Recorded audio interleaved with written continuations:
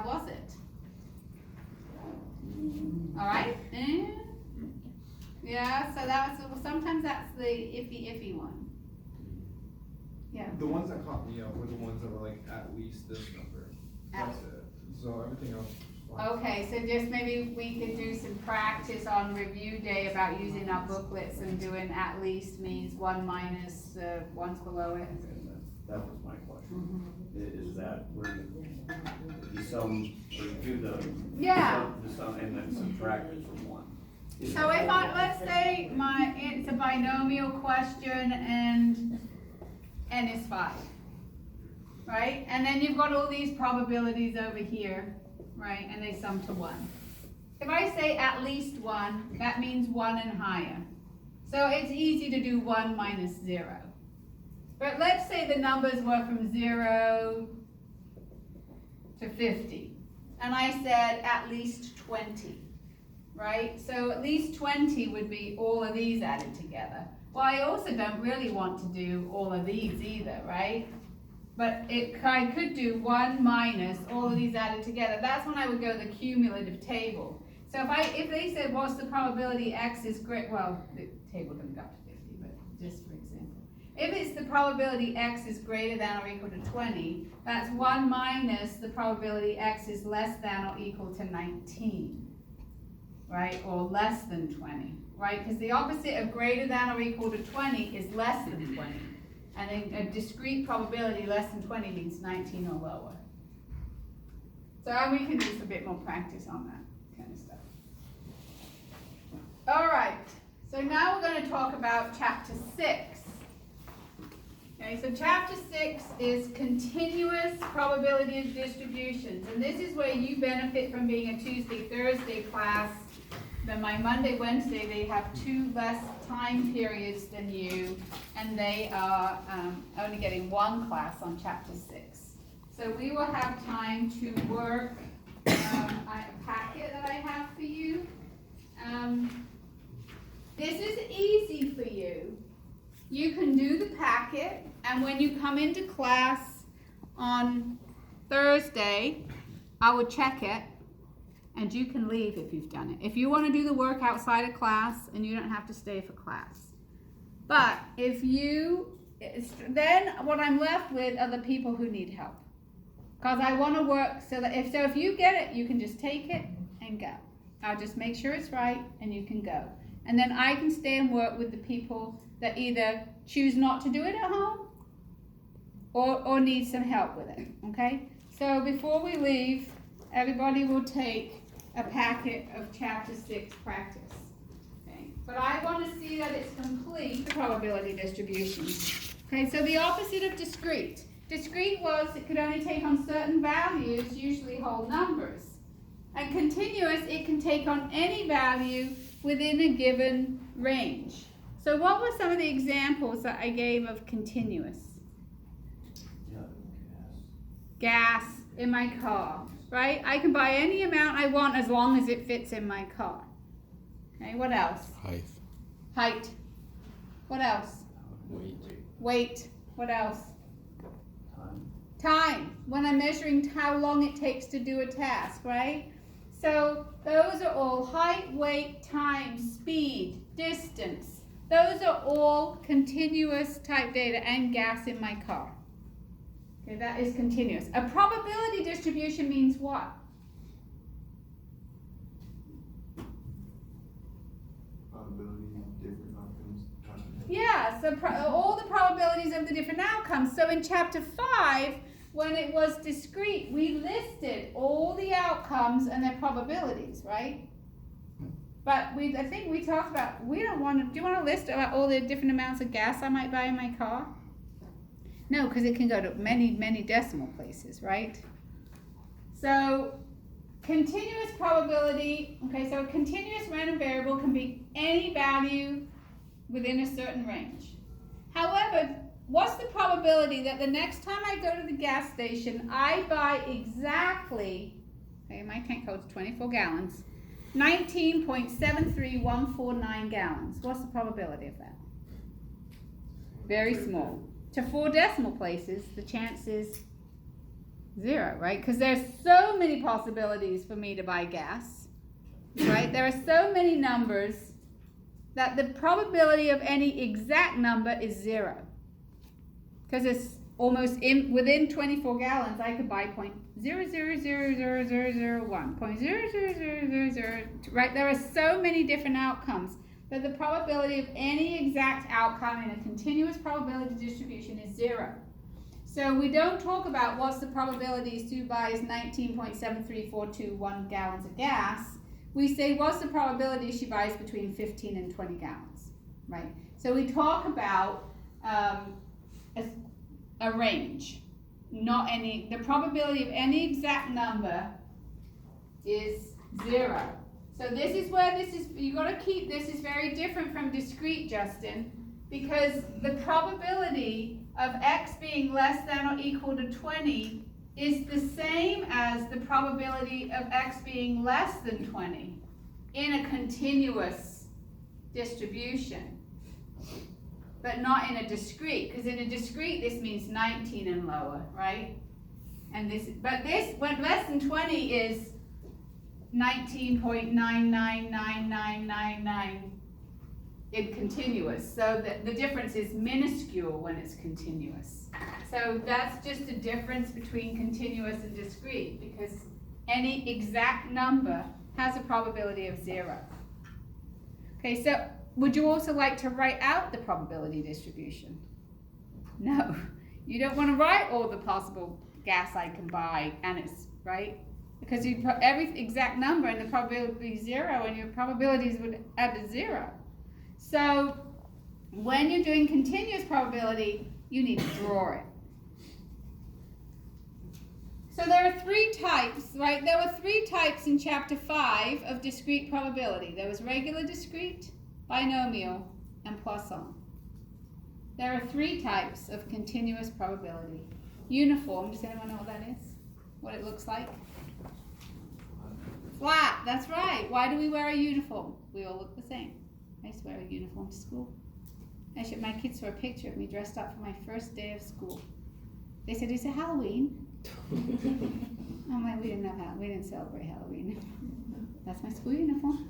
She said, "Oh, I thought you were a police officer." I'm like in this bottle green. I have a tie. I had to teach my husband how to tie a tie. I'm like, come on, I've tied a tie since I was 5 till I was 18, 5 days a week, my whole life. So uniform. So we all look the same. So a uniform probability, equal time periods have the same probability. So it looks flat, like you said, right? So any equal distance here would have the same probability. This is a normal probability distribution. When have you seen this before in this class? The empirical rule, right? What is the empirical rule? What are those 3 numbers? 68, 95, 100, right? That was, we've up until now dealt with the empirical rule. We've only done whole z-scores, right? We've only talked about +1, -1, plus and minus 2, and plus and minus 3. Okay? And not anymore, not after today. So this is the normal probability distribution. It's bell-shaped. By definition, it's symmetrical. And the high point is the mean, the median, and the mode. This is exponential. So when you ask your teacher to grade on a curve, you really need to specify what kind of curve you'd like them to grade on. Because if I grade on this curve, I give as many F's as I do A's. I give as many D's as I do B's, and C's would be the highest number. You don't really want that. This is what you really want. You want this to be A and this to be F, right? You really want an exponential curve. And you ask your teacher to grade on it. All right, so normal probability. It is the most important continuous probability distribution. It is used a lot. You may not know that, but it is used. It's used in your life. It is used in science, in medicine. It's used in standardized test scores. For example, I think I told you when we did an empirical rule question, one of them was we did about weights of babies with 7 pounds with a standard deviation of 1 pound. So anything outside, we said 100% for plus or minus 3 standard deviations, really 99.72%. That means that 0.28% of babies born are either more than 10 pounds or they're less than 4 pounds. Both of them, they use that Z-score is what it would be, to identify they're an outlier. This is not normal. Okay, so some babies are overweight. Well, at birth, more than 10 pounds is a sign of a disease. Okay, they are tested for diabetes, for example, because babies that are diabetic are large babies. In your height, and how tall are you? 6'4". 6'4". Okay, so you're tall. But that's still within the realms of plus or minus 3, I'm guessing. Okay, so my two youngest, they went to college, one's still there, at Baylor University in Texas. Well, my older one was there. Their basketball team was pretty good, and there was a guy on their team when he was a freshman. He was really good. He was going to go pro at the end of his freshman year, but he hurt his shoulder. And so he had shoulder surgery. He came back to school, and in his sophomore year, he played again. And at the end of his sophomore year, he declared himself for the draft. Okay, he was expected to go in the first round. He was expected to go about 15th in the first round, as of just finishing his sophomore year. So when you go to, they're going to write you a contract for however many $1 million a year you get for going 15th in the draft. You have to go through medical testing. He was 7 feet tall. That's outside of the realms of normal. So if I'm going out, I'm a point guard, I'm 6'3", they don't test me, but a 7-footer, that's unusual. He got tested for Marfan syndrome. He tested positive. He was told he could never play basketball again. He was not drafted. In fact, they called him up on the day he went to the draft. They called him up 15 and a half, and they gave him a jersey, and he got to go on the stage. But because he was tall, he was tested, and in fact, you could have a heart attack at any point in time and fall on the ground. And so Baylor took him back to school, and they let him be an assistant coach, and they let him have a scholarship to finish out the rest of his time at college. And the NBA offered him a job upon graduation to work at the NBA office in New York. He actually went on to have further testing. His name is escaping me right now. He went on to have further testing and found his condition wasn't terrible, and somebody in Europe took him. So I know he did go to Europe to play for a little bit, but he was selected because for that particular test because it fell outside the plus or minus 3 standard deviations. Whenever you take standardized testing, that they look for those outliers. If you are really smart, have you heard of Mensa? Mensa is for people who have very high IQs. They take people who are more than 3 standard deviations above the mean. You'll be in the top 0.14% to be able to be a member of Mensa. Okay, so they use this a lot. They use this, all the time in medicine to find, they're looking for outliers. All right, so what your bell looks like depends on a couple things. It depends on your mean, right? So this is a number line. And then your mean is this part here. The highest point is the mean, median, mode. And the shape of your bell is always symmetrical. Okay, but you could have a wider flat bell, you could have a taller narrow bell. It's dependent on your standard deviation. Because how wide is a bell?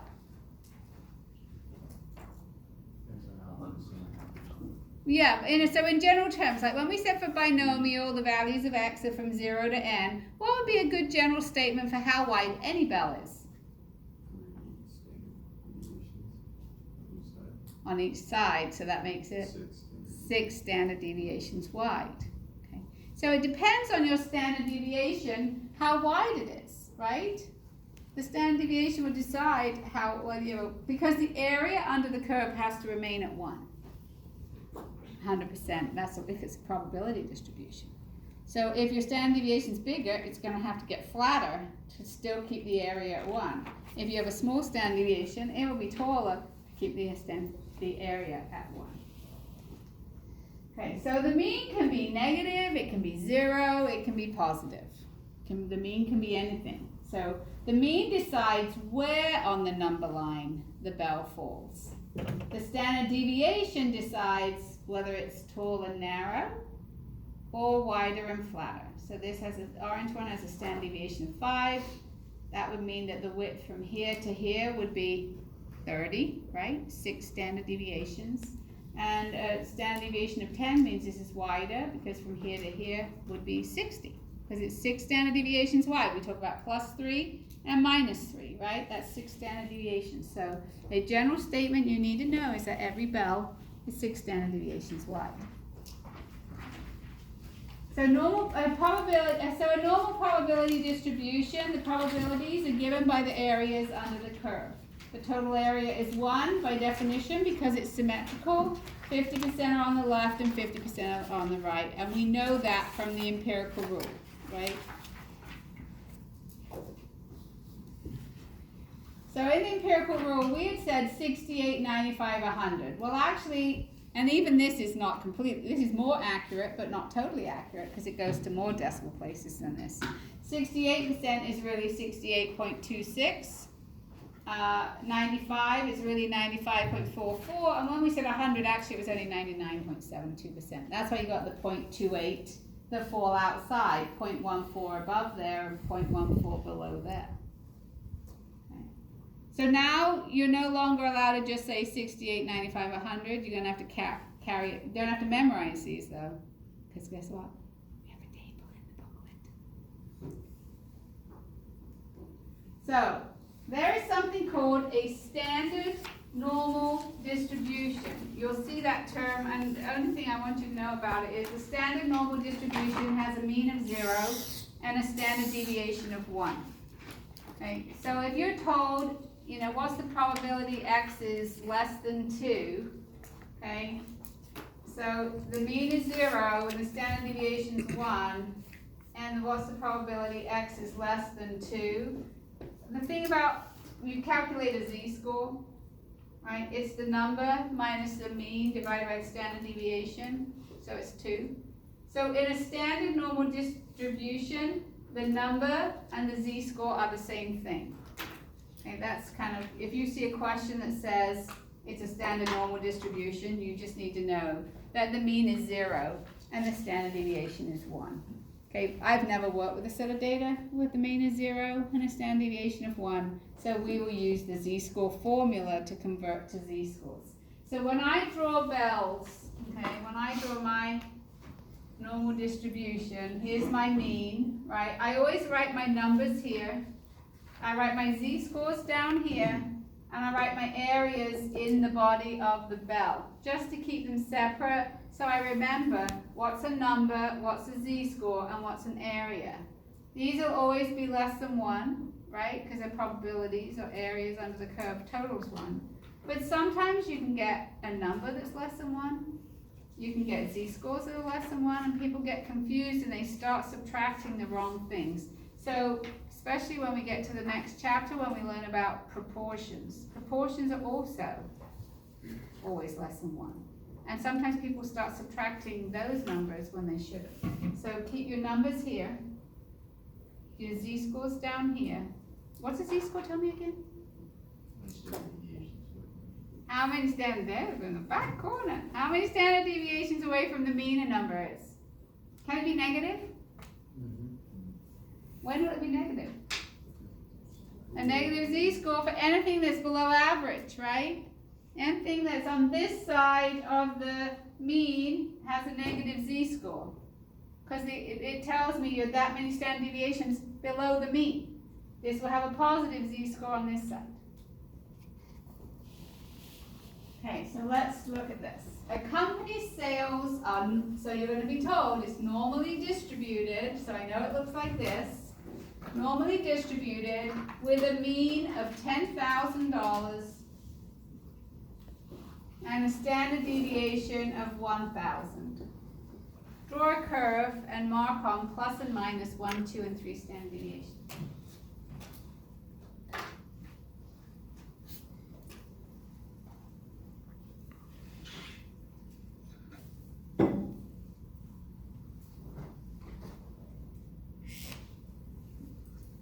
Z-score for 10,000? 0.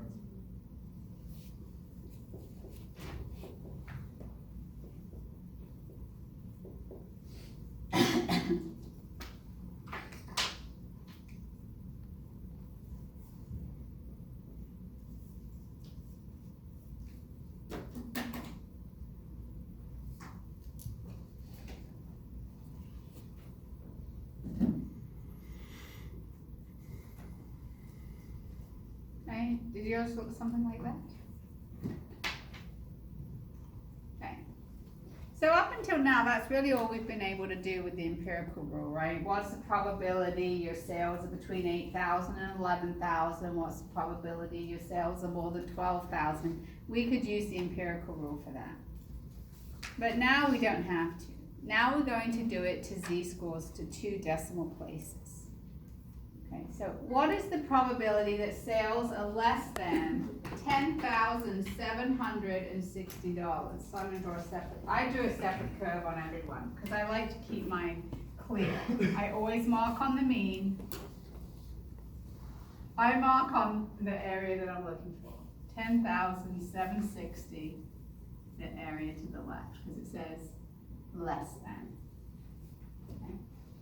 So the first step, I draw and shade the area that I'm looking for. And I think of a sensible answer. Is a sensible answer for this more or less than 50%? Just keep that in your mind. That's all you have. Doesn't have to be any more accurate than that. Is it more or less than 50%? It will avoid you from making the answer. Okay, so draw a bell, shade the area you're looking for. Think of a sensible answer. There it is. Step 2. Calculate a z-score. So how do I calculate a z-score? It is the number. I think this was the standard deviation was about. Right, the number minus the mean divided by standard deviation, 0.76. So there's my z-score. Looks like it's a negative z-score.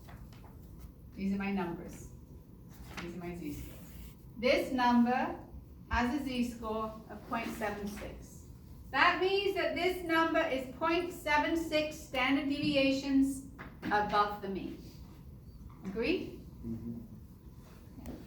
Step 1, draw and shade. Think of a sensible answer. Step 2, calculate a z-score. Okay.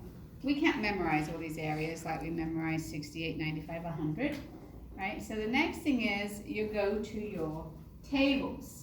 So if you turn past your Poisson tables, yeah, that's 2 pages. This is on this side. There's 2 pages. The first page is for negative standard deviations, and the second page is for positive z-scores. This is how you look at it. And this is part of one. Okay, it says Z in the corner. You get the first decimal place in the first column. So go down to 0.7. Then you get the second decimal place along the top. So you go to 0.06 and you come down to see where they collide. 0.7764. See how it can be a little confusing? The z-score and the area are not that much different, are they?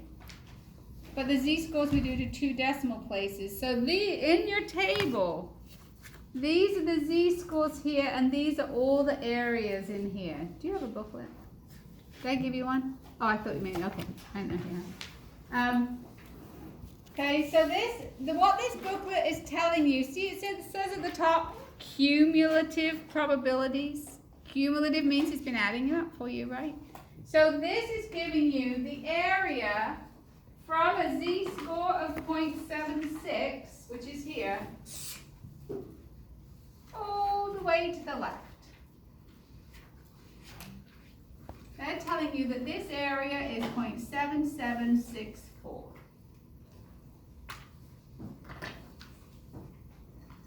Now sometimes so the step 3 is to look it up. What was step 1? Draw and shade and think of a sensible answer. Step 2, calculate the z-score. Step 3, look that z-score up in the booklet. And sometimes there's a step 4. Not in this case. Well, here's it. Find the area you're looking for. Well, when we looked it up, we want the area to the left, don't we? Sometimes though we want the area between two things, we want the area to the right, then we'll have to do some extra, a step 4. But we don't need to do anything in this case because we want the area to the left and it's 0.7764. So the probability that sales are less than $10,760 is 77.64%. Is everybody good with that? Mm-hmm. Anybody got any questions? Yes? How would you do it if it wasn't in the booklet? How would you calculate it out? You have to round your z-score to 2 decimals. Yes, Excel can give it to you exact to many, and so can your calculators. But we're going to do our z-scores rounded to 2 decimals because that's what this table only goes to 2 decimal places. So we're going to go to 2 decimal z-score and we're going to do our areas to 4 decimal places, which is what this is in here. Okay. These areas really could go to infinite decimal places. Thank you. All right, so if we hadn't done that process, but we had been asked the question, what's the probability sales are more than 10,760? So let's pretend we hadn't even done this. So we think about all the steps again. Okay? So we are asked, what's the probability sales are more than 10,760? So we draw. Oh my gosh. Okay, we mark on the mean. We mark on the standard deviation. Okay, this is a number line. Some people, they draw and they put 10,760 down here. No, that makes no sense, right? This is below, less than 10,000. This is more than 10,000. This is 10,760. We want more than. We want this area. More than. Remember when I said more than or equal, more, greater than or equal to is the same thing. Okay, so we want more than. Sensible answer. More or less than 50%? Less.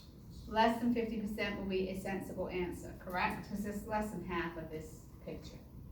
Okay, step 1, draw and shade, think of a sensible answer. What was step 2? Calculate z-score. Calculate the z-score. So we know what it is because we just did it. Let's pretend we didn't. We did the number minus the mean divided by the standard deviation is 0.76.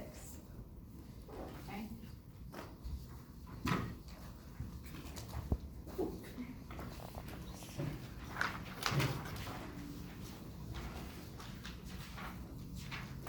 So there we got 0.76. What was step 3? Look it up in your booklet, right? So you go to your booklet, you look it up, and it tells you 0.7764.